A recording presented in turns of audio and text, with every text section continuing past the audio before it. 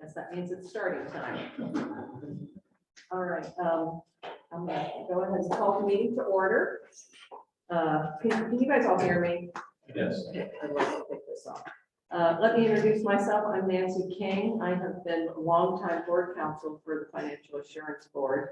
And if this board indulges me today, I will run the meeting today, and then we're intending to get the board chair picked today, and then generally what happens is the board chair leads the meeting.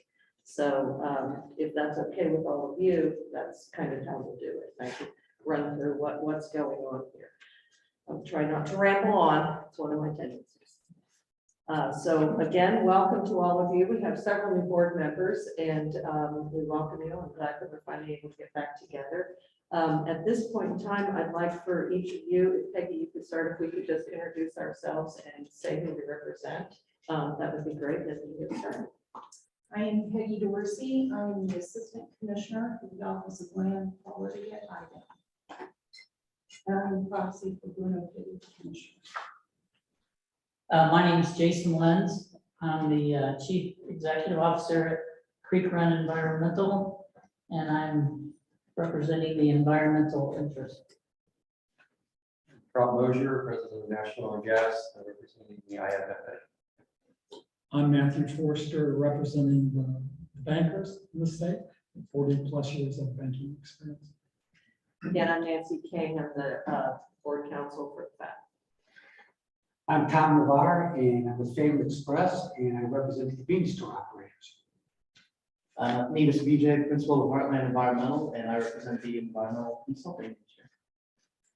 And my name is Mark Aldis. I am with Arthur J. Gallagher Insurance Brokers. I'm representing the property and casualty insurance industry. Thank you all and welcome to the newly reformed FAT. Today we are also providing remote viewing of the meeting. We have our fancy new owl up here that we will be using. If we have members of the media, we do have members of our communications staff here. Kevin Bump is here to assist us with this. We will follow the processes we've used in our environmental rules board meetings on Zoom. Kevin will act as the host, so I want to give a bit of information for those who are participating. All participants will be muted when they join the meeting, but participants will be able to address the board during the open forum portion of our meeting. We do ask that you identify yourself when you're speaking. Participants can only send chat messages to the host, Kevin. The chat feature will only be used for those who have questions or require technical assistance during the meeting. Or if you're joining us via the Zoom link, if you have a question or a technical issue during the meeting, please use the raise hand or chat feature. And to access that, at the bottom or the top of your screen, depending on your device, you'll see a menu bar. In the middle of that menu, there's a chat icon that you can click on to show the chat dialog. You should also see the raise hand option. Please use the raise hand or chat features if you have any questions or comments, and you'll be called on at the appropriate time.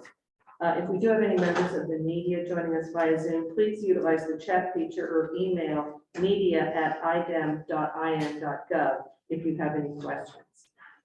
This recorded meeting will be available on the IDEM website as well after the meeting.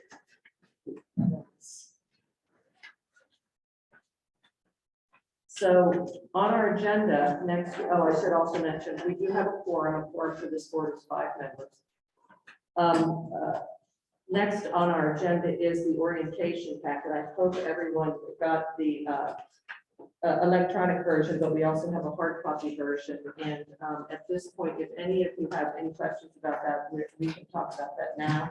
But at any time, if you have any questions about any of that, you can always reach out to me and we can discuss any issues. Mostly, it's really just sort of the background, the purpose of the board. It has the statutes that are pertinent to our board. So hopefully that's just information that you can assess whenever you have questions about that. But again, we're always happy to assist you with that. So does anyone have any questions pertaining to any of the orientation materials?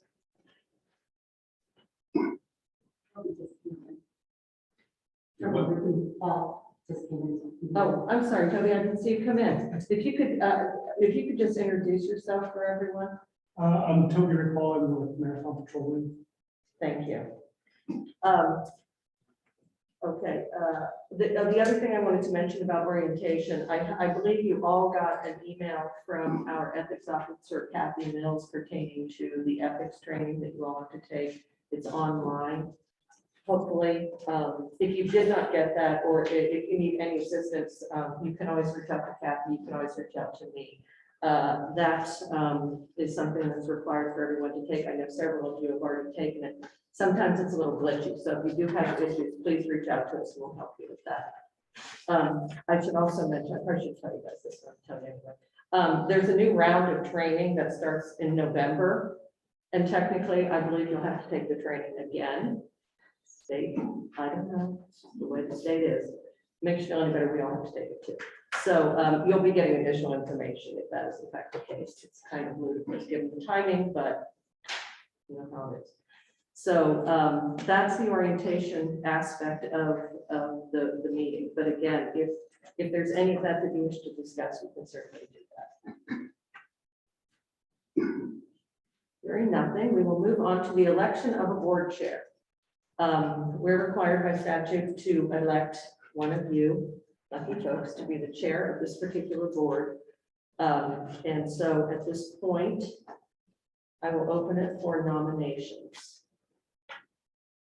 I would like to nominate Jason Lenz. Jason's the CEO of Creek Run and been an environmental consultant since 1993. Jason has a PhD from Mississippi State in Earth and Environmental Science. Jason knows all ends of the business. He knows from the consulting side, he understands from the tank owner side. I just think Jason would be a great chairman of this board. So I nominate Jason. Thank you, Tom. Do we have a second for that nomination? I would second that. Thank you. Do we have any other nominations? Hearing none, I will close and I will ask for a vote. Considering the lack of other options, let's just go with all of those in favor. Please say aye. All opposed, say nay.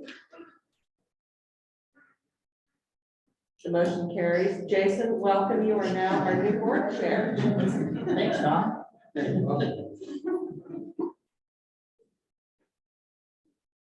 And after this, you get to lead this meeting and you won't hear me rambling on it. So that'll be good for everyone, I think. All right, at this point, we are going to move on to the fund administrators report.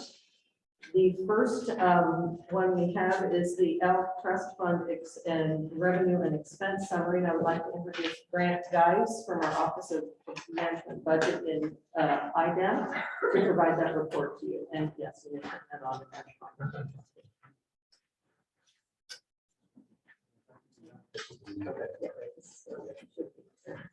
Thank you, Nancy, and congratulations on the recent board assignment. As Nancy mentioned, my name is Grant Geis. I'm the Chief Financial Officer. Can you guys hear me all right?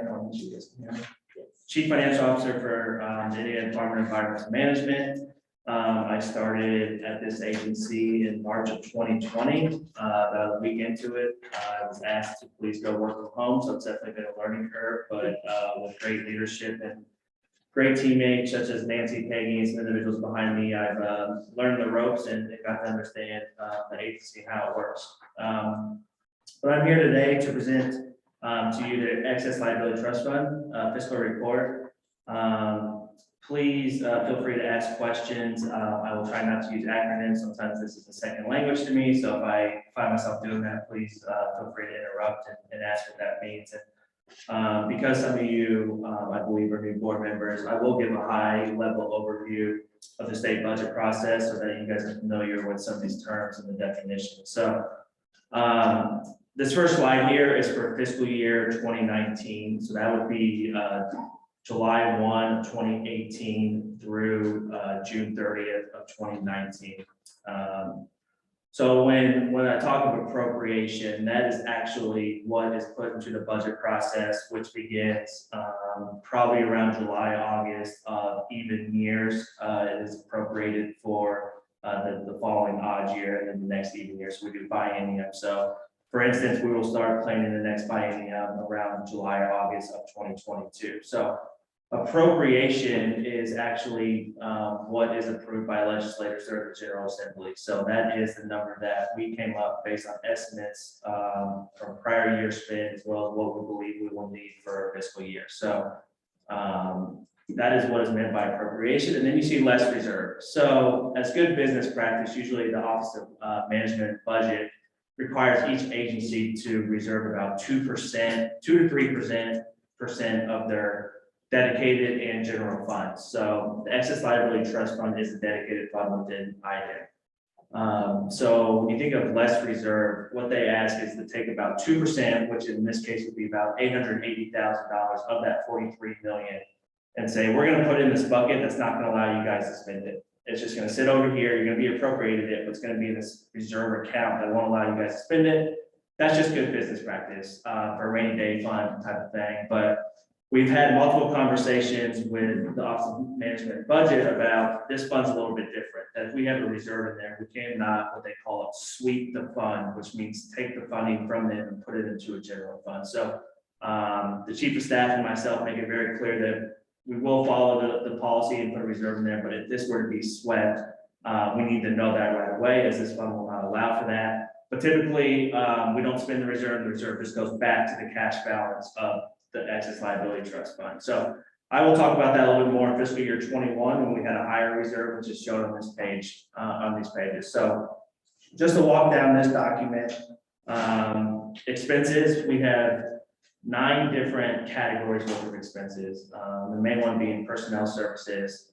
We kind of go down utilities is things like seats, paying the IT bills, things that help the agency run. External services will be more the contractual services, the consultants, the IT projects. We have to go to an external party to help out with that. Supplies and materials, parts, just simple pens and pencils, new chairs, computers, gasoline. Capital, as you can see, there's no capital. We will not spend capital out of this fund. And then the claim payments, as we'll talk about, those are the payments that are made to external parties, the administrative and operating expenses. That's more of the internal charges that we have within our agency. So right underneath that, you see budget balance as of 6/30/2019. You do see a negative $2.3 million, and that may be concerning to you guys, but I will say, as of May of 2019, as this fiscal year was ending, we did do an allotment of $9 million extra dollars to this fund. So that $43 million at the top is what we had day one. Throughout the fiscal year, we are allowed to go back to the state budget agency and ask for more dollars, depending on where we stand throughout the fiscal year. So we did add $9 million more dollars. So we did end in the positive for on this year, but it is really up to what those claim payments look like. It's kind of hard to tell what the year's going to look like, but we do our best to estimate. So that's probably why we had to increase the budget for a little bit more towards the end of the fiscal year. Underneath that is the IDIM excess liability trust fund fiscal year 2019 revenues. I just want to see what you got, show you guys what we brought in for the fiscal year. And that ends the fund balance for fiscal year 2019 at $77 million.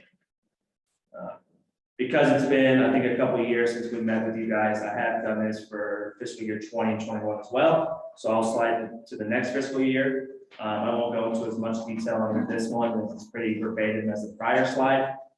Appropriation for this year is $44 million.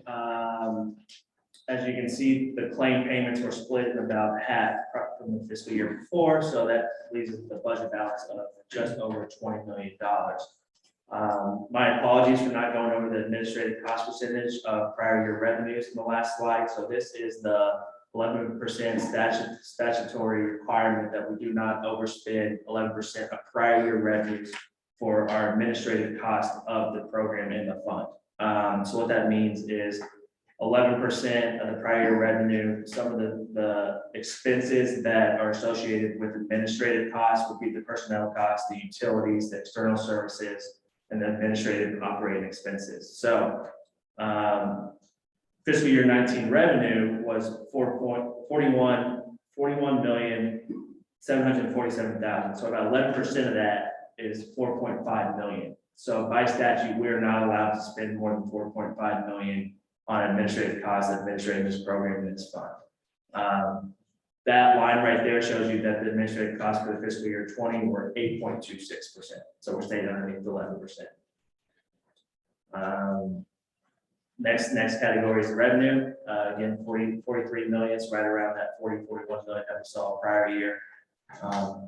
So that revenue minus some of the less claims that we spent this year actually increased our ending fund balance to 93 million. Then I will go to fiscal year 21, which is our most recent fiscal year that ended June 30th, 2021. The second line is that less reserve. For fiscal year 21, the state budget agency required each agency to reserve 15% of their dedicated general funds. So for us, that meant around $14 million of dedicated fund reserve. So as you can see, just under 50%, so about 40% of this was reserved underneath the excess liability trust fund. That again was because we did not know the financial stability of the state as a whole once the pandemic hit. So the state budget agency required each agency to do 15% just to have, in case we didn't know what's going to happen. So I will say again, that very serious conversation of we will abide by your policy and reserve dollars, but if you're going to sweep these dollars, we must know right away, as this fund will not allow that. So again, this was just a placeholder. That $6.4 million did revert back into excess liability trust fund cash balance, so nothing was taken from it. The state's in a pretty good spot right now in regards to revenue across the state, so there's no need for them to sweep that fund. So that did revert back, but I want to at least show you. So starting out the year, we had 44 million. They said, please reserve 6.5. So really, we only had $37 million in there that could be used to expand out of our budget. I will going through, it's, personnel staying about the same. You will see a little bit of external services increase. The majority of that is due to the IT project, the EPIC project that I'm sure we'll talk about. Being implemented and some of the software things that we needed to kind of build that platform to begin that work and that contractual agreement. So you see some of that in the external services. But again, about 8.26% of prior year revenues was spent. So we're under that 11%. That again, with the $43.5 million revenue, has our ending fund balance of fiscal year 21 at about 121 million and about 600,000. So this is the last of these slides. I will pause there to ask if you guys have any questions in regards to these.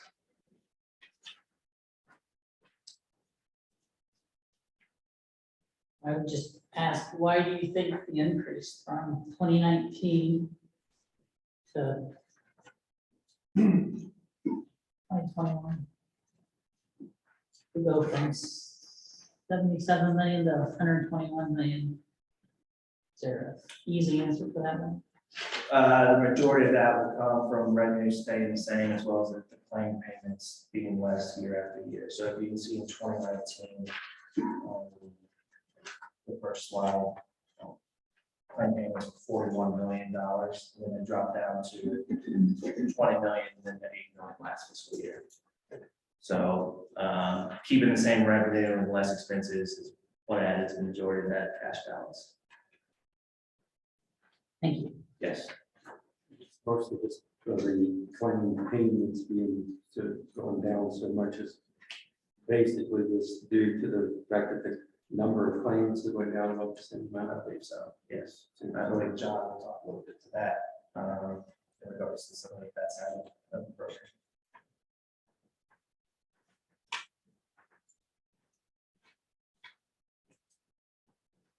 The next slide is kind of a summary of the claims versus the revenue that was brought in month after month for the last 3 fiscal years, starting with 21 and working our way down from 21 to 2019.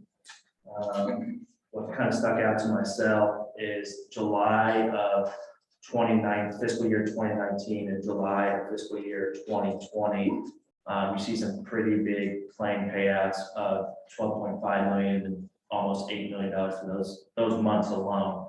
I believe those are some speedway payments that we were in arrears for. Fiscal year 2020 was the final payment of that, so we are caught up with them, but we front loaded some of those payments into the early months of the fiscal year. And then as you can see, is the top row is fiscal year 21, so the revenue brought in versus payments of claims taken out. So to your question, Jason, for fiscal year 21, we have a net difference of $35 million versus revenue collected versus payments and claims out. So that's what adds a lot to that cash balance.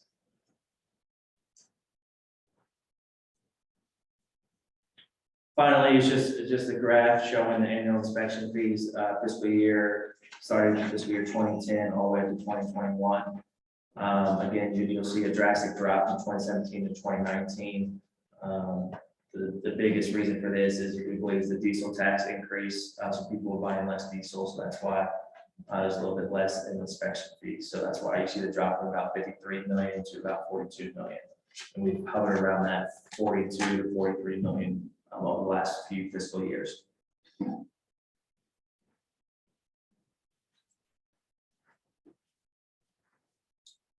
I believe that is the end of my presentation. I will open the floor to any questions you guys may have.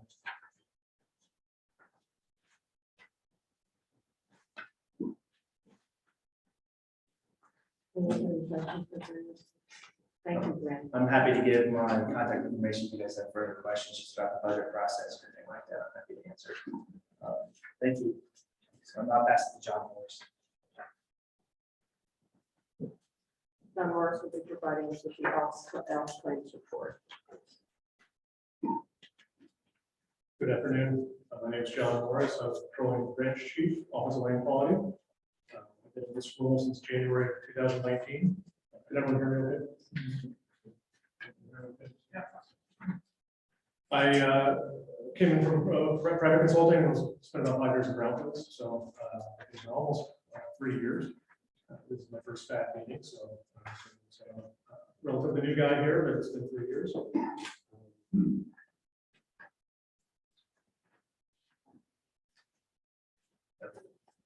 I probably want to start here, if I could, on our annual payouts and go over a little bit more of our data branch activities.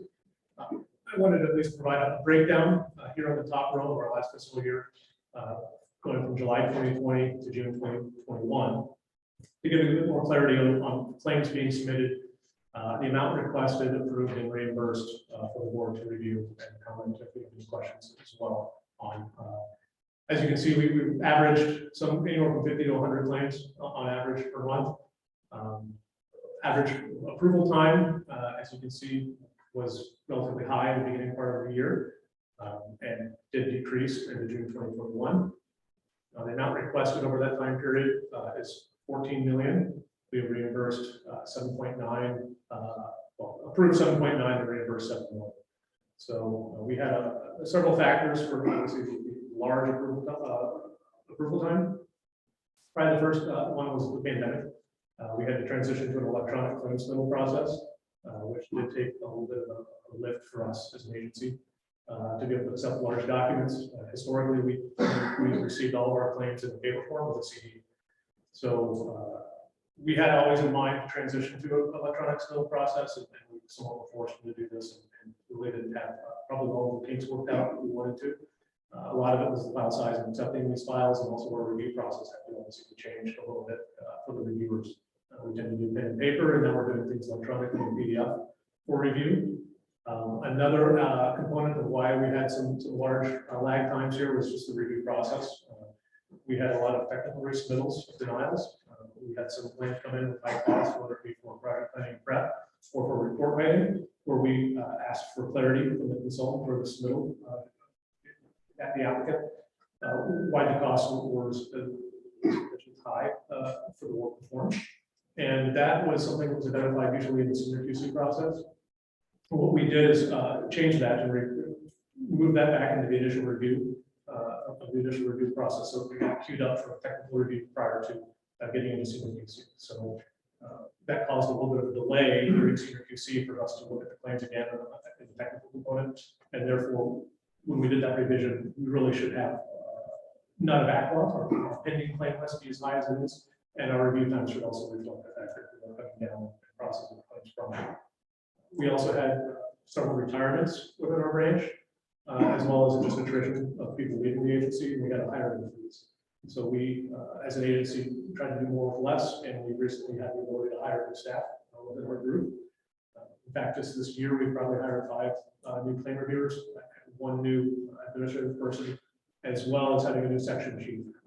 Katie Blackburn, who's here today, is our new USD operations section chief. And so Colleen Rennifer was our prior section chief. She's working on our Epic database and being the product manager for that in the 13th floor for information services.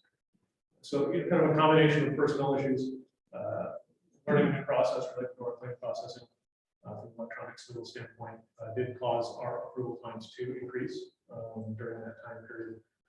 I do think moving forward with the way we're managing and streamlining our processes, we will have, I think, a good control of our claims and ensuring that we get promptly paid. As you can see below that, the L claims, we went ahead and put 5 years, the past 5 years for comparison purposes for the board to review and see. As you can see, in 2017, we received over 2,400 claims. We didn't even receive 1,000 claims last year. So we had a significant reduction of claims being processed by the agency or requested. Amount requested in 2017 was 61 billion. We reimbursed 46 million. And as you can see, the claims slowly have dwindled from 17, 18, 19 to 20. The review times have fluctuated a little bit there, but overall, we're seeing a reduction in the amount requested from the agency. That can be true for a variety of reasons. The main one probably is the fact that we've done risk-based corrective action. So our control and remediation group that's not demanding cleanup corrective action unless there's an exposure threat. We don't have a lot of engineered systems running that we historically used to have operating. The ones that we're running, we did a reevaluation to ensure that they can not reach that asymptotic level where they reach the point of diminishing returns. And if we had, we asked them that turned off. And we also are moving more towards ensuring that if there's an exposure threat, we will address that.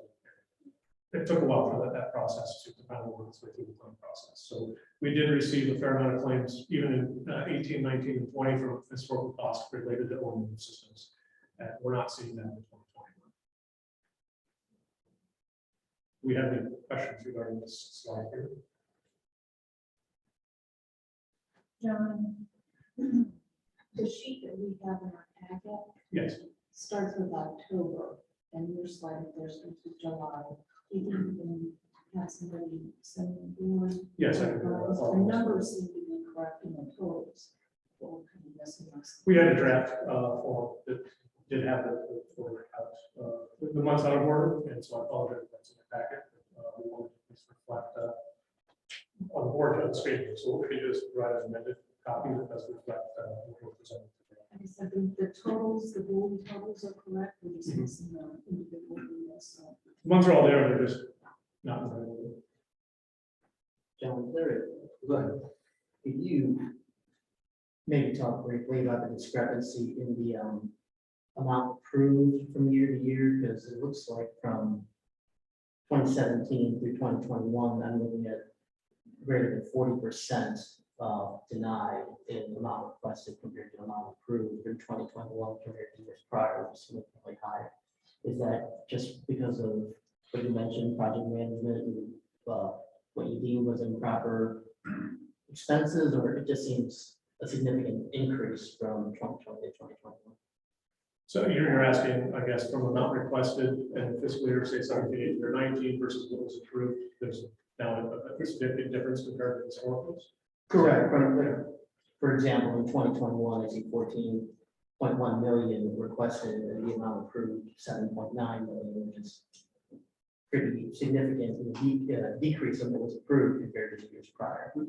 Which is, if I can state it, which is about 56% of what was, so what was spent and what was returned to the tank owners was 56%. Where's the disconnect? There's, I think, a couple reasons why we have seen a little bit of that change. We're in a better position to evaluate reasonableness and cost effectiveness as an agency. I know when the audit was performed in 2016, it was one of the recommendations for us to evaluate claims and take a look at the costs of what was potentially requested. Some of the work was routine. We tended to track costs in the phase application. So that allowed us to have a greater understanding of what was being submitted for that particular quarter, for example, for O&M or for quarterly monitoring. And that gave us a better understanding of how much something may cost. That didn't start until January 1st of 2018, is that claim submittal process. Historically, were sometimes lost in the claim department because sometimes, invariably, how people might have submitted claims to us. They might have submitted several months in one claim and another month in a separate claim submittal, which were all for one quarter. And we didn't really have the ability to evaluate the entire comprehensive quarterly cost. So I think there is denials related to reasonableness and cost effectiveness related to this. There also could be a possibility of us, we had an eligibility project where we were reviewing who actually is the eligible party, who was the applicant on these projects. And we did identify sometimes that people were doing work on sites that might not have been eligible. Could have been a prior owner, not a responsible party, or a liable party. Someone that might have been a previous owner three owners ago. And we weren't quite sure whether or not we really statutorily could reimburse someone who was a prior owner. So that was mainly in 2018 and kind of early in 19 when that was occurring. But overall, the main focus, I think, why we see such a discrepancy could be related to the reasons and cost effectiveness evaluations of claims. How do you determine reasonable and cost effectiveness? In other words, if the consultant or the environmental people did the work, they turn around, supposedly they're doing it based on past experiences and so forth, and the way they cleaned up other sites, and then they submit the bill, and it gets 56% gets paid. Yet the tank owner has to pay that 100%. Well, Because the tank owner has to pay the people doing the environmental work. They're turning in a claim for what they did. You're not getting paid, so the tank owner's not getting reimbursed. So the tank owner's now picking up 44% more. When we got a fund that's got $110 million in it, the tank owner all of a sudden is paying for something that's now considered not reasonable effective. How do we come to this? yes, sir. There's a chance for two resubmittals after the initial submittal. So we're just simply asking to provide demonstration or clarity to why some of the hours were requested or occurred for the particular task. And that could be, usually in field work, we're not seeing a high discrepancy in, usually it's project planning and prep or even with the report writing. What we do as an agency is we evaluate these reports that come in, for example, the quarterly monitoring report. If you remember from 2016, I believe, we did a whole presentation with Doug Louds and also Colin Renneker on our quarterly monitoring costs compared to other states, as well as a comparison between 27 different consultants. And we saw a pretty large discrepancy between what people were submitting to this agency. We allow people to resubmit these costs, so it's ultimately not going to be borne by the USG owner as long as we have a resubmittal that comes back in that does have clarity to why the hours were incurred. So in your estimation, if they resubmitted, so we're 56, 44% denial. If they resubmitted, and they got to put 3 times and resubmit 2 or 3 times, what would that percentage go up to? Would you I don't have that get- number. What are the resubmittals? I don't have that number in front of me, but I can provide that to you at the next board meeting related to the percentage of reimbursements related to these costs. Is there a place within the statute that you could pinpoint us to that defines what is reasonable and cost effective for certain tasks? Well, it does state that it's only as necessary to be protected from the healthy environment. So we are evaluating this work. Sometimes we get these quarterly monitoring reports with 6 monitoring wells, 4 of them are non-detect. And it's 4 pages. 4 pages. And it took 51 hours for the consultant to write 4 pages. It was the 3rd sampling event, so there's no clone stability. There's no evaluation of whether or not this is migrating yet. It's relatively in the recent phase of the work. And it's left us scratching our heads. And so that's why we've asked for clarity from the consultants. Why did it take, in that example, 41 hours for a site that has 6 monitoring wells with 2 of them having detections? This isn't anything new under the sun. It's relatively routine work. In fact, we compare the technical reports from the prior quarter to the one being requested for submittal now. We run that in PDF, and we actually calculate how many changes were made to that document from the one that was done last quarter. And that's how we also look and see whether or not we need to make an ask, a determination. We need clarification of why it took 51 hours for such a report. Sometimes we find 23 changes, September to December, north to northwest, groundwater is 5 feet to 5.5 feet. Very nominal, minor changes that we come across in the sea. And so we're asking for that clarification. A lot of the responses we got back originally is, well, you paid us on another site, or you paid us before, so pay us.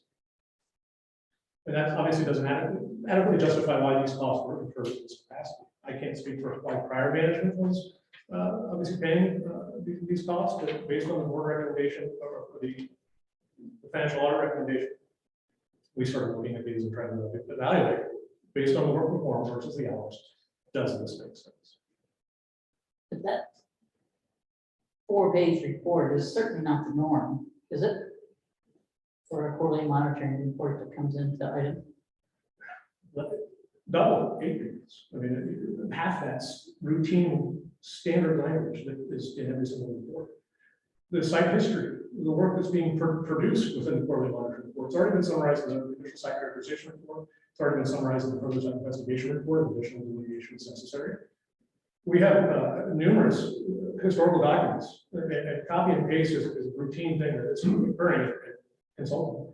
And there's no reason to have to retype something from scratch about the mythology of the site, when the release occurred, the nature of it. It's already been done. So it's reasonable to have that come in as a report. And so what you tend to see is a majority of the report, even if it's 4 pages, we'll make it 20. A lot of that is routine. Where we see a lot of, I think, costs coming through could be related to contaminant transport, hydrogeologic modeling, modeling of the data. Obviously, that's reasonable to have costs coming in and people spending time doing that, which you would expect. But sometimes when it's the 50th quarter of the same event and someone spends 40 to 50 hours on a report, it's a head scratcher, especially when we see the complexity of the site. Obviously, it's site specific. There is no amount within the rule for these quarterly monitoring reports. It's a good thing, I guess, for that. You have a complex site, has 4 source areas with 3 releases, and you have bedrock of the site. That's going to take a little bit longer time to summarize. Groundwater flow direction. We do that sometimes complex sites. Not all sites are sitting in sand or in clay, and groundwater flow is always the same. The rule allows for a little bit of that flexibility. We tend to take a look at that and see how complex the site is and relating to the hours plan. And I understand there's probably some exceptions, but I still can't get past, this is saying 44%, if the fund pays all legitimate costs, what we're saying. This is saying 44% of the work is unnecessary. I don't know if I can go as far as to say that, sir. We just needed clarification based on the hours. It wasn't clear to us why so many hours were incurred for the particular project. And now if the consultant can come back and provide a more detailed summary, and sometimes we come across timesheets and just say FSI report. And I see 20 entries, 30 entries, and it just says FSI report, QMR report. There's no clarity to what they were working on. It's just a bland general statement. Were you working on hydrogeologic modeling? Were you summarizing analytical data? Were you evaluating groundwater flow direction? None of that was even prepared or given to us. So it's a very incomplete summary of that time entry. And we've met with, over 15 consultants to go through this to ensure that the consultants understand what we're looking for to clarify the hours. We're actually seeing a change in the timesheets to us to allow us to make payment the first time. That's what we're looking for and wanting is obviously to pay for the work being performed, as long as it's a reasonable cost of it. So with that additional clarity in those meetings, we're able to make that determination and ascertain what potentially could be reasonable and cost effective with this. We do reimburse. How do we go about closing that gap? Because the way I see it, the tank owners are paying all this money for work that's not necessary or whatever. How do we go about working together to close this gap? I mean, what do we got to do? If I may step in on that. Part of what that gap closing is going to be, and part of that is related to the rule that we had out on first notice a couple of years ago. It's the rule that this board will be adopting. And you're right, there is statutory requirement for the board to adopt rules that speak to the cost effectiveness and reasonableness in the statute that has always existed pertaining to this board. The agency is required to pay cost effective and reasonable claims. However, as you have stated quite clearly, there's no definition for that. So part of what the rulemaking process is about and will be about for this particular subject is working through those issues. And I think the last time we redid the rule, we spent, I'll ask Chris if I'm telling this incorrectly, but we spent a couple of years working on that rule. And we spent a lot of time.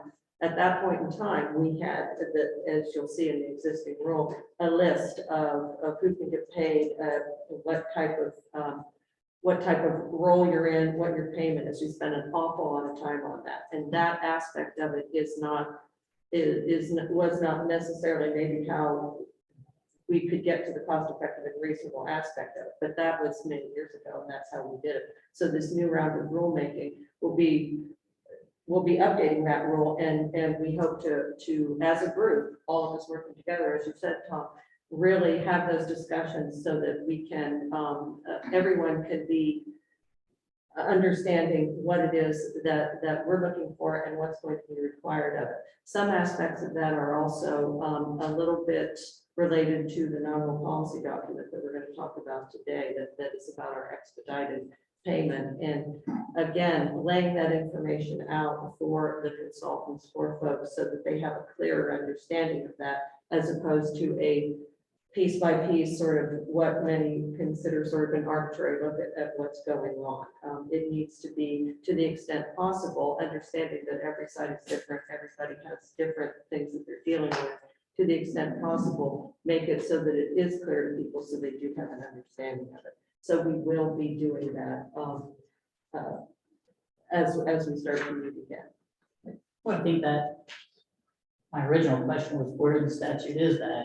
And there's nothing definitive that says this is what. No, How many there's hours no definition for of this anything like particular that in task? statute. There And so is none. that's, and then to answer Tom's question, to me, that's the disconnect between IDEM and the tank owners, and then the contractors, consultants that are doing the work. That's the big disconnect, and the numbers look great. I mean, there's no doubt about that, but what's the money for? You know, that's, you know, and I've heard in the past, sitting here in past meetings before I was a board member, where we talked about how we needed to save the fund and different measures we should take, because other states were doing it one way. My reaction was always, well, maybe Indiana's doing it better than everybody else. That may well be. I will say that everything that, as John alluded to, everything that we have done over the past few years has been based on the audit that we were required to do, statutorily required to do, and the things they found out about what our program was doing, that if we really did want to be fiscally responsible, because this is a trust fund, how to maintain this fund, because many years ago, before we got this bump from the petroleum tax, we were this close to being completely bankrupt. I lived through those times, I know. And so, you know, I was here when that happened too. So when that aspect of it happened, that's when this sort of concept that we really need to watch this fund. So that it can go on to be able to reimburse people. But you're absolutely right. You can't be sort of penny wise and pound foolish, holding on to every penny, when the purpose of the fund is to be able to take care of the liabilities for these petroleum sites. So it's a balance that we have, and it's one that hopefully through this rulemaking process, where I have no doubt that we'll have a work group on it, because we always have a work group when we're working on this rule, that we'll be able to have that discussion to come to something that is workable for maintaining the fund, as well as providing appropriate reimbursement. I mean, I think that's probably something that everybody in this room could agree on, that nobody wants the fund to go broke. We're always concerned about that. But yet, if money's spent, you know, we have to close that gap, like Tom's referring to, and figure out that disconnect of why. And forget about the numbers, just look at the ratio of what was denied fiscal year 2017. I mean, paid out 75% of what was claimed. So fiscal year 2021, approximately 50%. So, I mean, I know the numbers went from 61 million to 14 million, but just look at the percentage paid out. To the rule making, you know, if I recall, we put a lot of dollar amounts of things in. Okay, this was so we got, we ought to be able to put a time to it, and we didn't put a task thing, and they were just missing that upper half. Which, you know, the time and task thing, that may go to solve the whole puzzle, but that may go a long way. Most other states that we work in and serve tank owners in other states, they use unit pricing almost exclusively. And some states don't publicize what that is, but eventually you figure it out. Sure. They've gotten completely away from the hourly rate. Yes, and again, it's been many years since we've updated these regs, so I have no doubt that there are, you know, many better and more efficient ways to go about it. That's certainly something that we can learn from the other states. The other thing that, while you're still up here, John, is I guess I mean, I know the reasons and I think you explained it very well. And I appreciate that, but it's still concerning that we have a third as many claims, 979 compared to whatever it was, 2,400 fiscal year 2017. But yet 151, and that's business days, correct? Yes, sir. As opposed to 65 business days fiscal year 2017 on a whole lot less claims. We have a whole lot less sites too. That's something I wouldn't mind at least adding to that. Tim and his group, Tim Beach over there, hello Tim, with the Patrol and Remediation Section Chief. We've been working diligently on evaluating our sites and closing sites. So there'll be a slide here towards the end. I'll talk about that. See if I think it was 293 for the closures we had last year. The year prior was 307. We have around a little over 900 incidents that are active within the global world, and about a third of those are ELF eligible. So our ELF eligible sites is around 356 sites. Historically, that might have been 600 to 800, 900 sites. We 5 years ago had about 1,600 incident numbers that were active and open. So just the fact that we're evaluating these sites from a risk-based corrective action standpoint, we've moved to close some of these sites. We have 13 or 17, 19 from the 1980s still open. Yeah, I could have done a car in the 80s. We still have that many open from the 80s that we're looking to close out.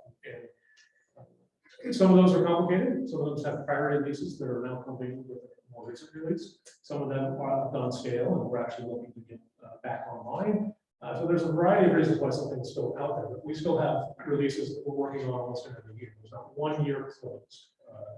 So we're looking to obviously make sure that we're moving forward and addressing these mature clones, these sites that have been around for quite some time. I mean, this is not Superfund sites. This is not record corrective action. These are petroleum releases of gas stations. They shouldn't be 25, 30-year projects. A lot of that also goes back into just the reformat of how we manage the bridge. Tom Newton's here. He's a USD compliance section chief. Starting at about 16 or so, 2016, 17, we did a comprehensive overhaul of our inspection process to ensure that all of our inspectors are properly trained. We're documenting all of our inspections with pictures and following up when we find issues or faulty equipment or violations. That has relieved a tremendous burden on this fund because we're catching these releases a little quicker within the time frame. We're seeing faulty equipment that's getting addressed and repaired, and we're not having 700 sites with product across the 2 feet of product. You know, that's what we saw 15, 20 years ago. There's a significant amount of product recovery, engineered systems operating because we had such releases occurring that were not found in a prompt fashion. So that also is a big part of this is the prevention effort we've undertaken as a branch to ensure that these releases aren't going to be as severe as they once were. And we're seeing the fruits of our labor from that. I understand, and I appreciate that. And there's no doubt tanks are safer today, there's fewer releases. I guess my question was more about less claims, but it takes longer to review them than it did 3 or 4 years ago. Almost, 100 days longer, 100 business days longer. That puts a burden on tank owners, and certainly the consultants. But can that be explained just by the pandemic? No, I can't just burn the pandemic. Part of that was our review process that we had. We've gotten more complex technical resubmittals of these claims. Before we weren't seeing this complex evaluation of how people spend time. Sometimes we're seeing up to 300 hours of report because we put in 2 minutes, 3 minutes. Why did it take 300 hours to summarize drilling 20 feet? These are the questions that we're seeing sometimes come across. I have plenty of examples. I can do this next presentation, thinking examples if we need, but we weren't asking these questions historically. Also, our review process, we identified the technical review resubmittal component of it a little too late in the year. And so the claim comes in and an initial reviewer reviews the claim, and then it gets queued up for CMQC for that person to verify that the claim was reviewed properly and in accordance with our guidance and our statute. After that, it goes to a final claim review with Katie Blackburn, and then it's processed to account. Like I said before, that the technical evaluation was identified too late in the claim. So there's a period where it was waiting, and we now identify that in the beginning parts of that kind of review.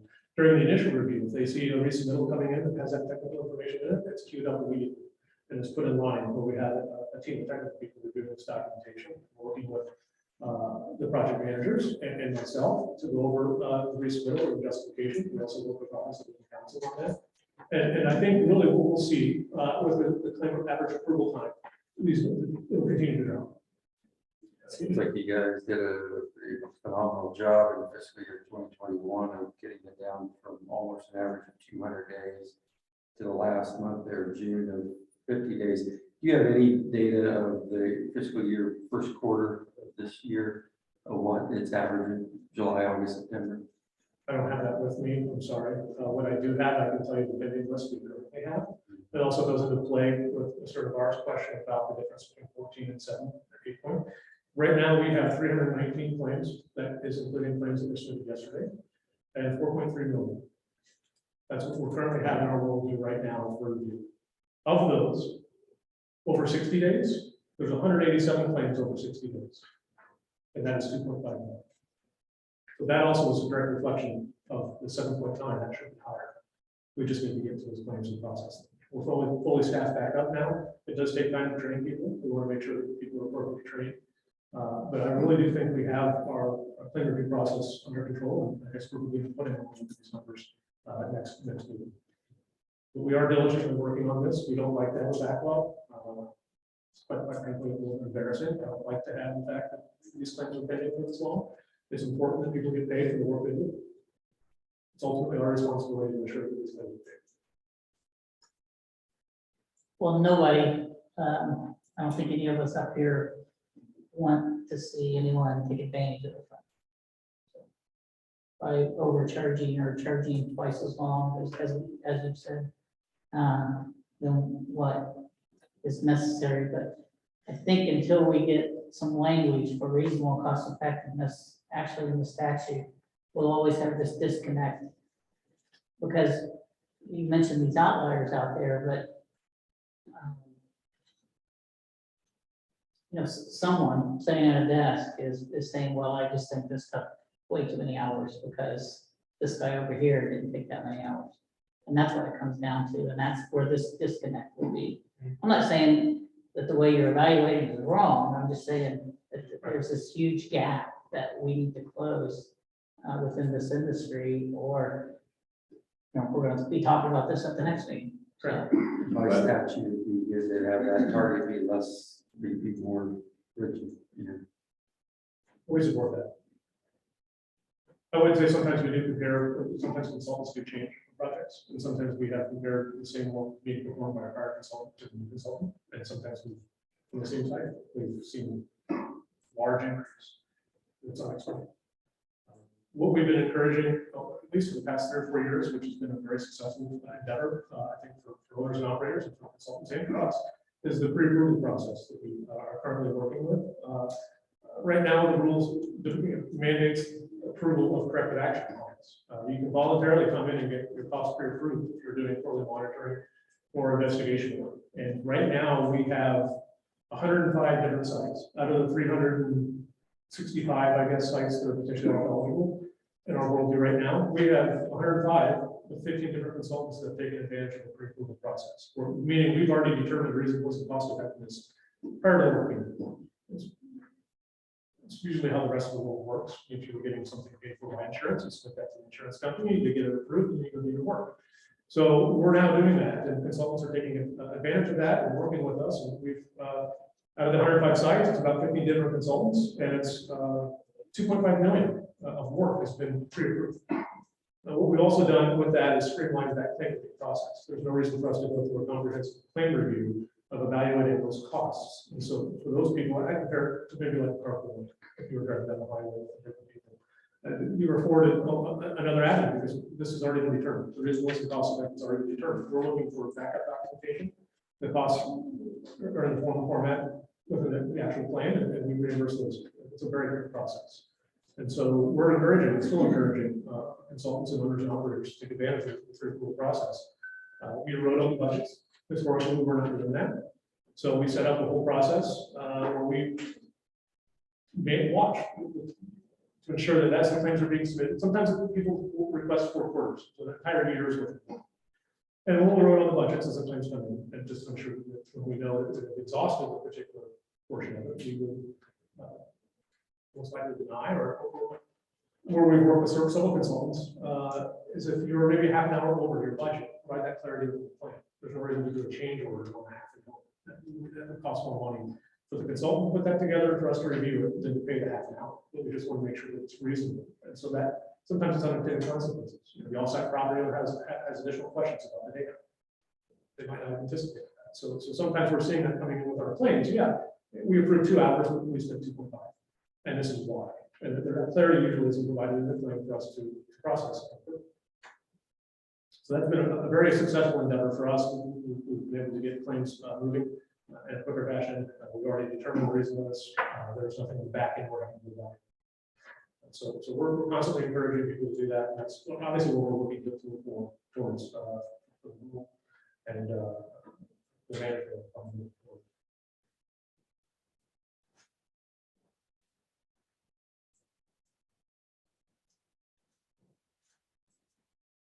Are there any more questions pertaining to the claims? I appreciate all your questions. Thank you. Oh, there we go. I don't remember which one I said, but there are the numbers. Currently, right now, we have 316 eligible incident numbers out of 916. That's the number of active incidents we have. Historically, it's probably been as high as 2,000. I think. Yeah, we've had. This is a very low number for us as an agency for active storage incident numbers. This past fiscal year, we closed 200, but I guess it's the federal fiscal year, which is September 30th. We've closed 293 incidents that were so because I think of the compliance component to this, we're seeing closure in a quicker fashion. We're not seeing these open for many years, or if not over a decade, because we're not seeing 3 feet of product out of these facilities in long, or at least a little more manageable. And going in a risk-based corrective action mindset, we've been able to evaluate, streamline, and assess these sites in a bit quicker fashion. So our worldview is a little different now than it was even 5 years ago. As for why the discrepancy between 316 and 916, why aren't they all coming in? I can't answer that question.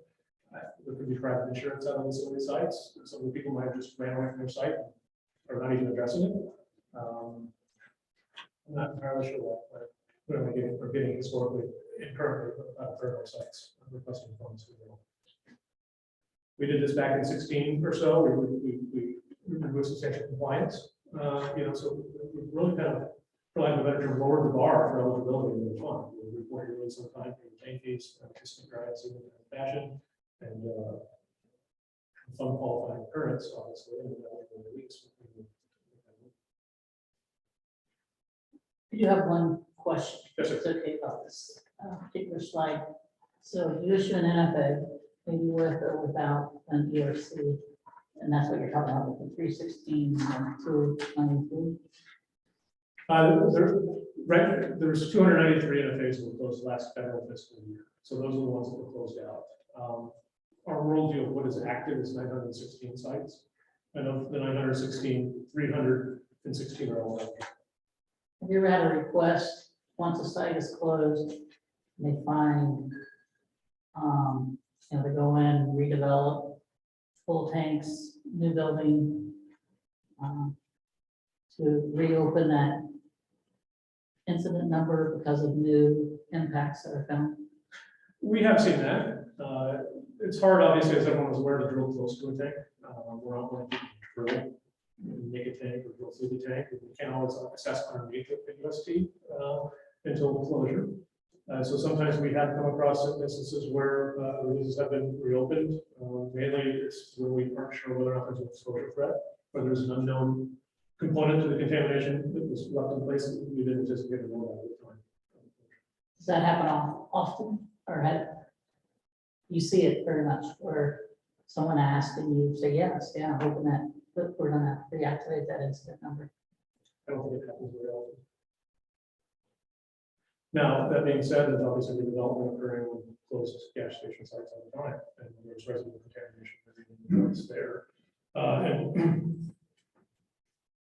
we encounter that, obviously, and we see more of that on a frequency basis, but since I've been here in January of 19, I think come up with hand how many times we potentially consider evaluating the site for you.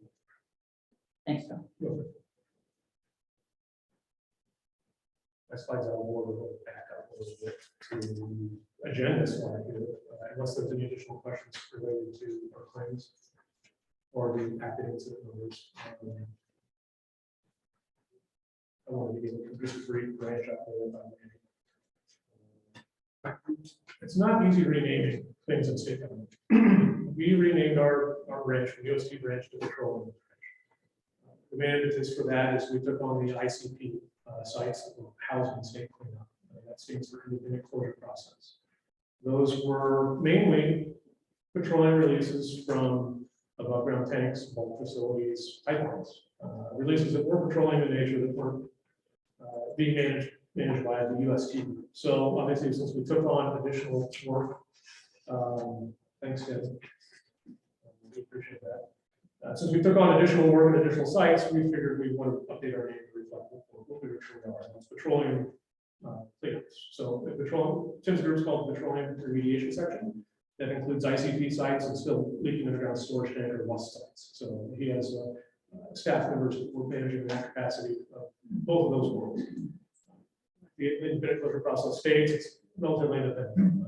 We expect the consultants and the owners and operators to coordinate that work and provide a summary of the investigation and potential cleanup if necessary, and we evaluate those and close those sites. We issued a non-rule policy document to ensure that we can issue no further action letters on those instead of just a completion letter. So we did that 2019 and 2020 is when that non-rule policy document began. One thing we also did is streamline a little bit of the compliance section with Tom Newton. Tom's focus right now is compliance, inspections. He historically did have notification forms, USD closures, and to relieve the burden kind of on his group and with his limited resources, we moved that over to the FTS Liability Trust Fund, which is now USD Operations. And so there's a component of people within the USD Operations section that process notification forms that evaluate USD closure documents. The eligibility determinations for the fund are also housed in that group, as well as the FTS Liability Trust Fund. So we have a little bit of a shuffle. Like I said before, Colin Renneker is working on our EPIC database, environmental portal for Indiana citizens.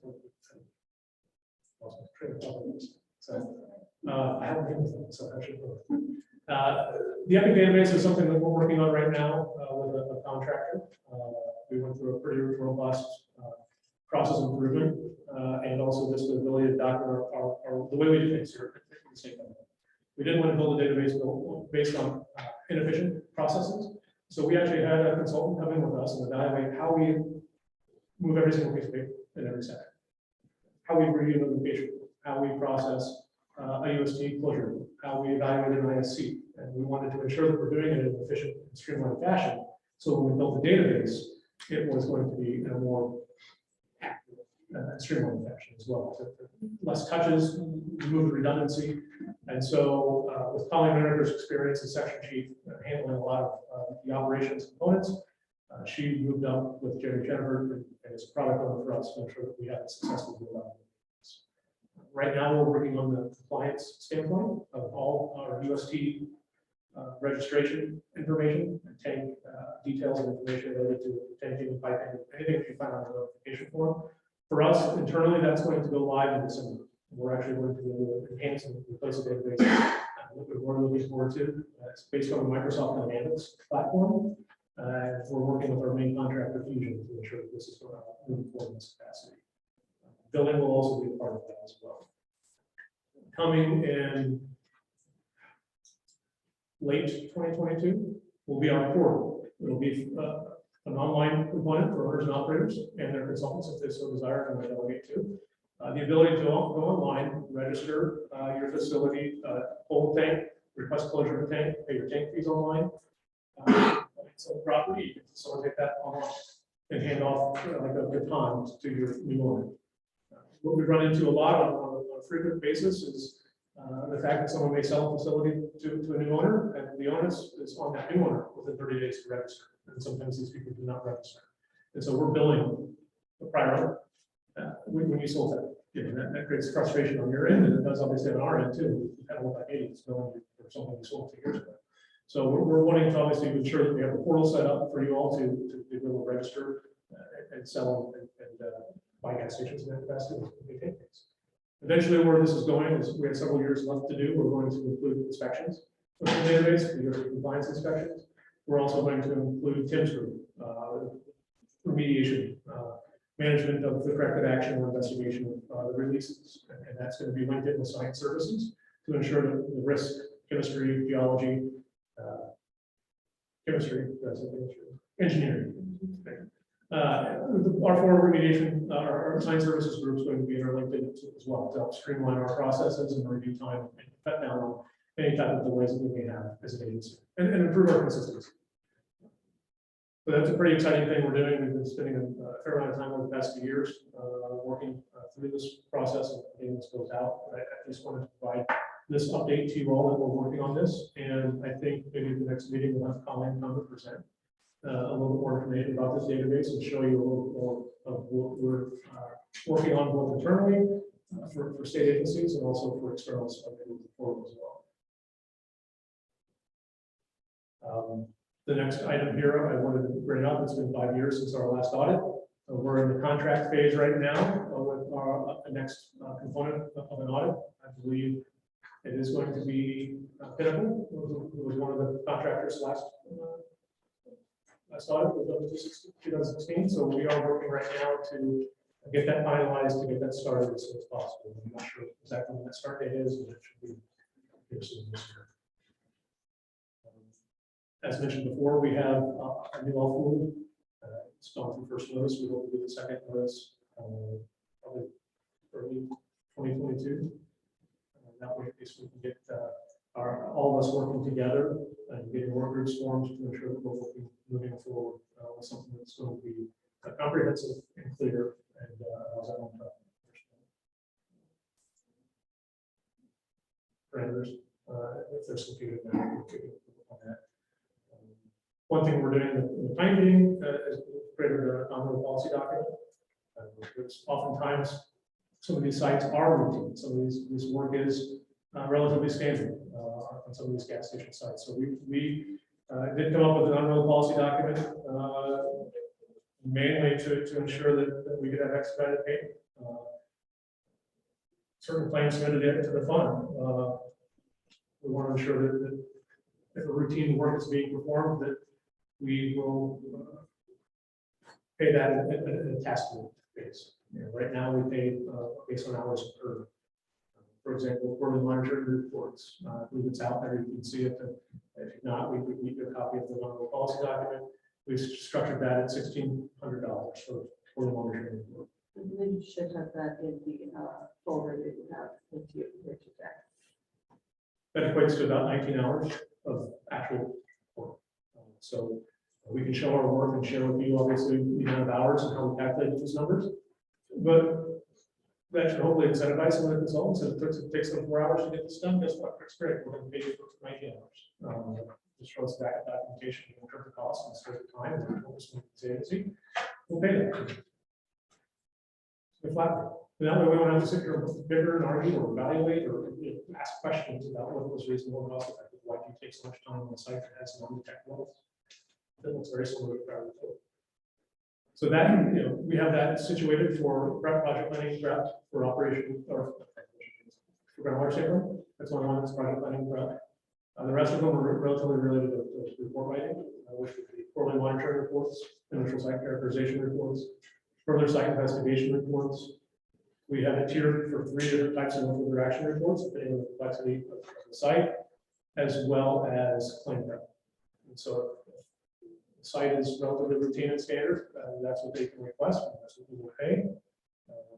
If you have a complex site that say has 3 source areas and has bedrock, and you think that your quarterly sampling report might take more than 18, we would welcome you to come through the pre-approval process and we will work with you to get that approved at site specific.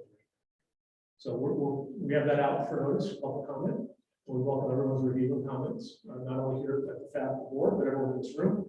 And anyone listening online, we would appreciate your comments and review of that document, and we want to ensure that we incorporate and review that accordingly. John, if I may, just Yes. to give you the specifics about that, that non-renewal policy document is currently out and it can be found on our website. It's on the public notice page, as well as the page that lists the non-renewal policy documents. There's a 45-day comment period for that, and that runs through December the 2nd. So if for some reason you have difficulty finding that, please contact us to make sure that you're able to see that. A lot of the comments that we would receive on this will also help inform how we move forward with the rule. This expedited payment of very specific things, as John talks about, is but one portion of what we're doing, but certainly it feeds into what we'll be doing with the rule as well. So we do have, after that comment period ends, and the comments that we get, we are required to provide to this board. We will present that non-renewal policy document in either its original or revised form based on the comments we receive. If we make any changes to that non-renewal policy document based on the comments we receive, we will walk through those with this board at that time. But you get to see all the comments that we have. And then the non-renewal policy document will become effective 30 days after we present it to this board. So that's kind of the timing of that. Thank you.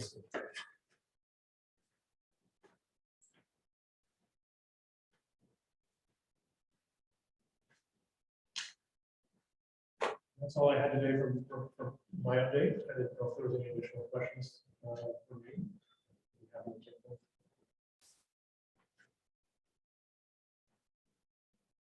I appreciate your time today. Thank you very much.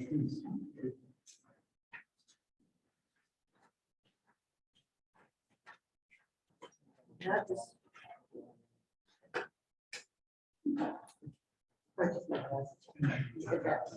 It is, yes, and we should have a copy of it as well in your folder, I believe. But I didn't see it. Yeah. Sanitary, all right, they're not in the folder, but we can send an electronic copy.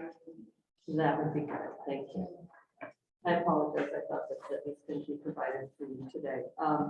Yeah, that just went out on public comment. So again, you have until the 2nd of December to provide comments on that. And that, I should point out that, just like the role, is something that we do want to discuss with you, because it is part of this being able to be more efficient within the claims process, as well as the program and all the work that came from both the audit as well as the internal review. hopefully those will complement each other in terms of the ability to get expedited payment, but also those concepts can be worked into the rule as well.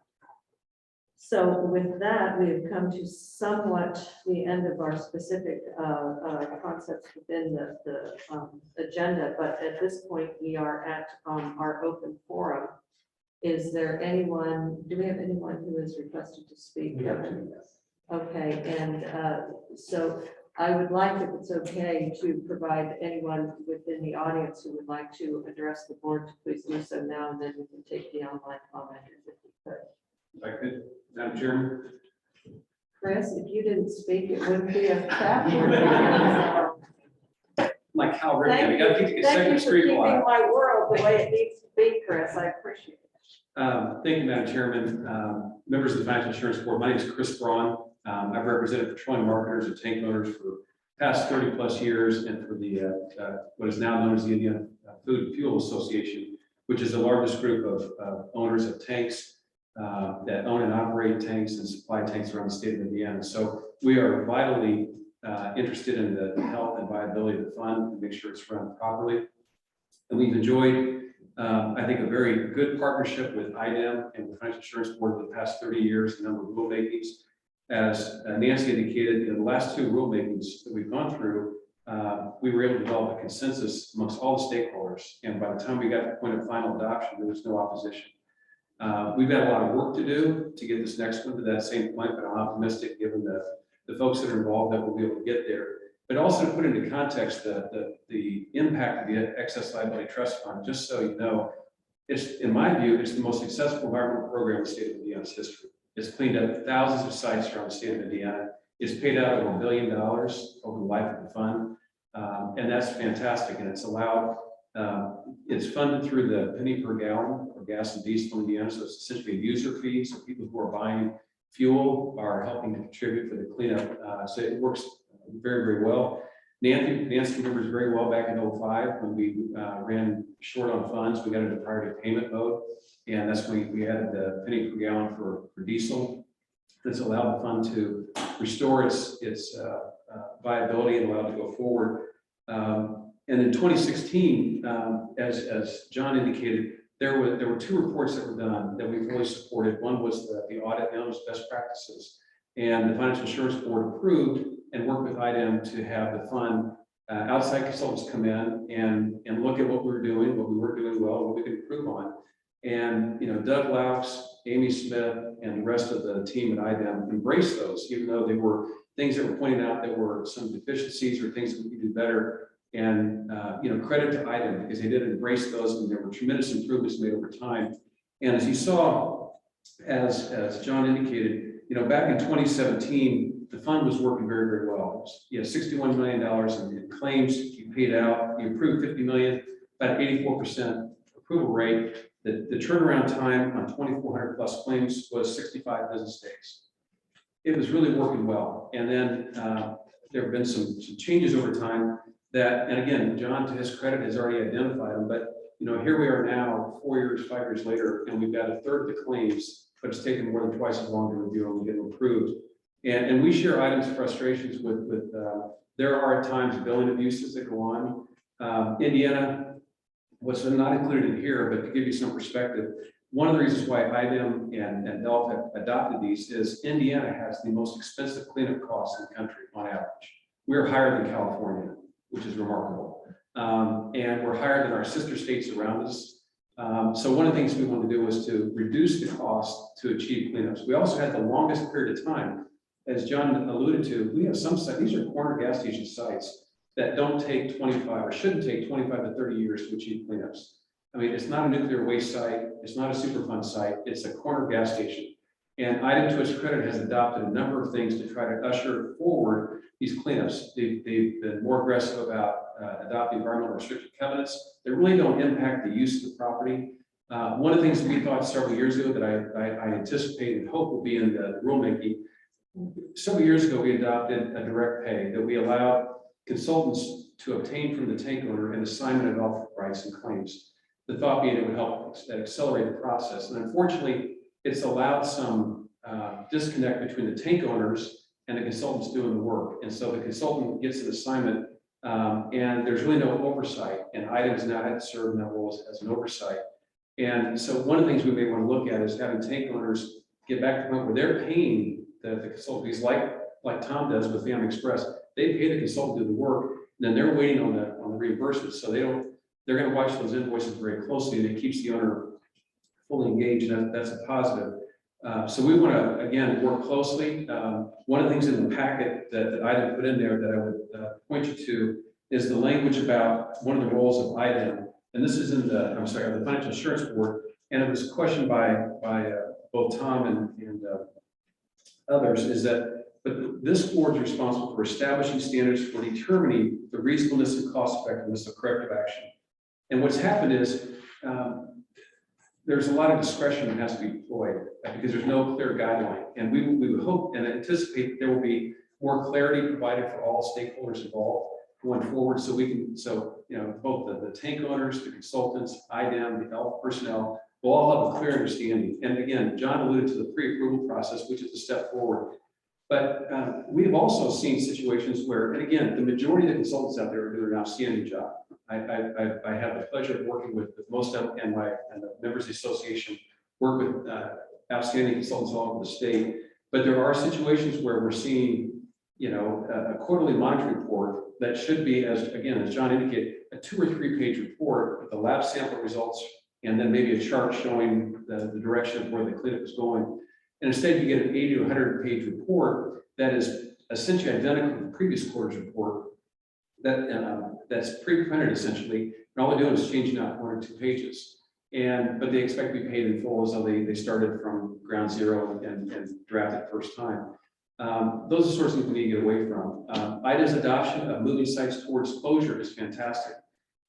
Indiana has the distinction of unfortunately having the highest cleanup level of funding in the country. We're at 2.5 million. It used to be $1 million. And because of that, as you might imagine, most all sites got cleaned up for less than $1 million.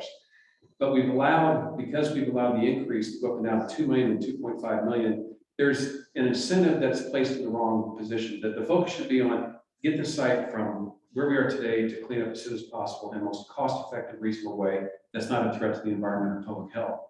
But unfortunately, those incentives, because you got the owners that are disconnected, you've got certain folks that get incentivized thinking, if I don't spend the full $2.5 million on this cleanup, I haven't done my job as a consultant. Now, again, that's not a position shared widely by consultants, but there are some abuses out there that we have to tackle. And several years ago, when we did the reasonable cost guidelines, where we increased the costs that need to be paid for each service or task being done, we reached a consensus and we got that done. I'm optimistic that we'll be able to get a consensus again, but there's a lot of work to be done because we have to sort of bring out some of these overcharges and abuses and get it back in line. So whether we go to a task-based billing where you, as John indicated, you pay a flat fee for this number of monitoring wells per quarter, so there's no ambiguity, no uncertainty, that would be a positive. But we're looking forward to, because again, some of the things on here, and again, as IDEM has acknowledged, we've got to improve, to be down to $8 million in claims is a historic low, I believe, since 2005 we had the prior payment. We typically had $30 to $40 million worth of claims being processed and approved every year. And if we're getting to the point where our systems are better, that's fantastic. But we've got to be mindful of the purpose of the fund is to pay for reasonable cost-effective cleanups to get cleanups done, and not to shortchange tank owners 44 cents on the dollar. Is to get to the point where everyone has a clear understanding of the rules, we all abide by them, and we get cleanups done, and we'll go forward from there. So we look forward to the opportunity to work with IDEM both on the non-rule policy and on the rule going forward. It's important. And we think if we have an opportunity to have everyone, all stakeholders share in this and have a chance to weigh in on what are reasonable costs, what's cost effective, and let's get our average cleanup cost, the average cleanup time back down, substantially down to where the national average is. It'll be a win-win for everybody, and we'll get sites closed out. So with that, I'm happy to answer any questions, but otherwise I want to thank the board, first of all, for reconvening for the first time, I think in 3 years. And our hope is that you'll start meeting more frequently, maybe every few months, maybe 3 or 4 times a year ideally. So with that, I'll stop, but thank you for the opportunity to share that perspective. Thank you, Chris. Did you want to address the board?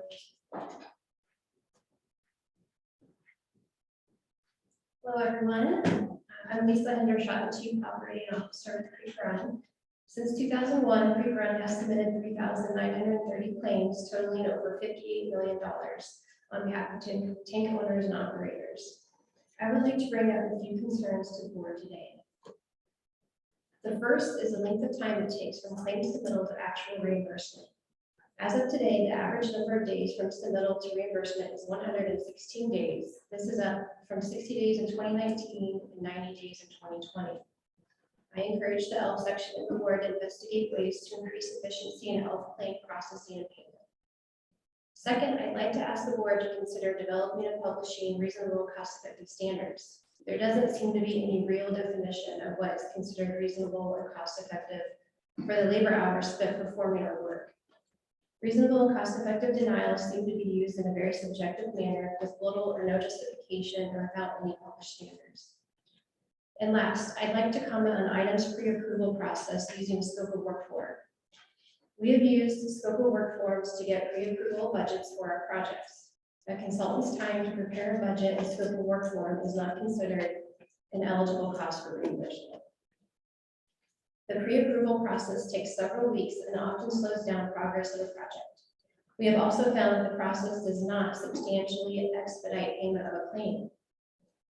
And we often submit a claim with the total dollar amount under the total pre-approved budget, but still encounter denials because total number of hours billed under a specific labor class doesn't match exactly how they were proposed in the form.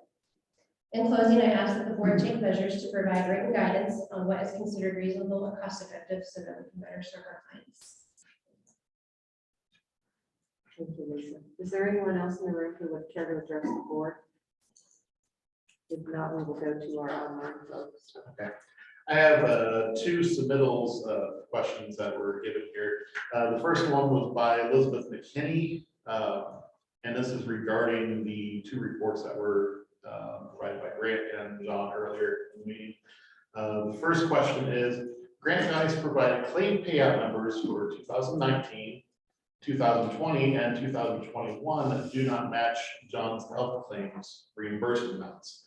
Why are they different? For example, 2021, Grant provided 8.2 million and the health claims slide states 7.09 million. Why are they different? One of you gentlemen like to answer that? Again, Grant Guys, Chief Financial Officer, Dryden. I believe to see there's one or two things. It's either timing in regards to how it's pulled from our accounting system versus John and his team's tracking system that they may have for the ELF projects and payments, and as well as I will say that whenever I wrote claim payments on these line items, it's actual social services payments. So claim payments do make up about 90% of that line item, but it's technically social service payments, so there could be other expenses trickled in there that weren't necessarily to claims. That makes sense. Thank you, Grant. Hope that answers the question. Our second question from Ms. McKinney is, Indiana Code 1323.84 states not more than 45 business days after an ELF claim is submitted, the administrator shall approve the claim or send written notice for clarification or additional information or deny the claim. Why isn't ELF following this rule?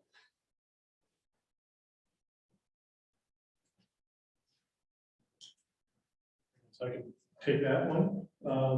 We're doing our best. We did not anticipate obviously a pandemic. We did not anticipate being forced to do an electronic snow format. We do have a process in place now, in the process to expedite our claims with a fully staffed section. We were in a hiring freeze where we lost, like I said before, we have 5 new claim reviewers and the new section chief, and also a new administrative person as well. So we expect to be under that, given the fact that we're really making headway in our claims, getting our numbers down.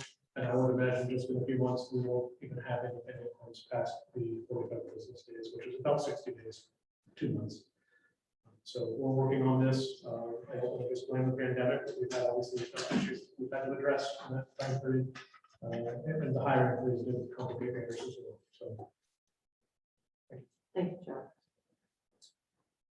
And our last online question is from Greg Zeller. Why doesn't Indiana seek reimbursement from Indiana insurance or from insurance policies from the responsible parties to reimburse the excess liability trust fund, as is the practice of many other states? I'm not really sure there's anyone to answer that, so I will take a stab at it. Essentially, the way our program is set up is based on the statutes as they exist now, and that is not part of that.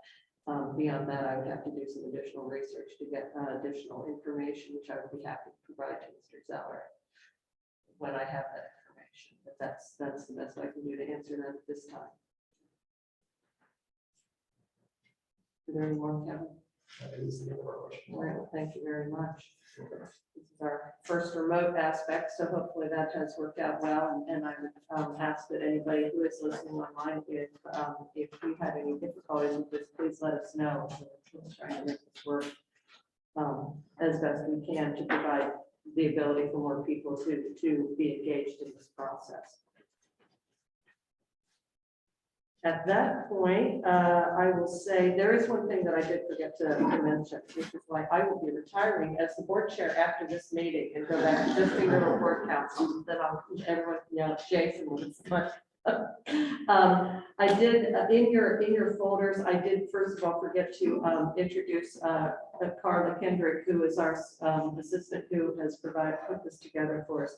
There is information for you board members pertaining to your reimbursement for expenses. You need to fill out that paperwork, and Carla is happy to help you with that. If there's any information you need, or if and then. Basically, what we've done in the past is we'll have that sitting here and you folks can take it and resubmit it to us, but we'll have it for you as the board meeting. And you can fill that out, get your parking and your expenses paid for your per diem paid for this. So I apologize for not having that mentioned that to you earlier. With that, I will say that we have tentatively scheduled our next meeting, which one for January 27th. It will be in this room, these rooms. Unfortunately, we put this in a small room, but we will try to make it work as best we can. That will be at 1:30 in these conference rooms 4 and 5. That date is tentative. We always put it tentative because, especially in January, we have a snowstorm or whatever. But we will be presenting the nominal policy document for you to review and discuss at that board meeting. That's our plan, and we hope to have some more information pertaining to the draft rule, or if the draft as it exists. I don't necessarily want to say the draft rule because, as Chris alluded to, I think that we will be having the work group process. So as far as a formal document, we'll have something put together, but it will be a working document for all of us to be able to work with.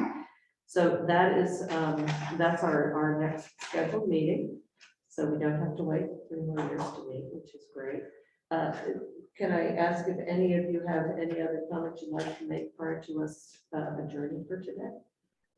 Have the work groups been formed for the new regulation? No, not yet. They have not. Generally, what we do is when we, in our notices, we ask folks if one of the things within the notice is, if you're interested in a work group, please contact us. But because the notice on this, the first notice on this actually ended at the end of 2019. I think basically we'll be through this board discussing and getting the word out to folks about work group information. And so I think that'll be a more specific conversation we can have at our next meeting and try to get some of those set up to improve the rule. So at this point, unless anyone has anything else, I would entertain a motion to adjourn. Do I have a second? Second. All in favor, please say aye. Aye. Anyone who doesn't want to can just hang out here until Thank you all very much. It's just been too long since we've met, and I appreciate all of the comments. So thank you very much. Thank you.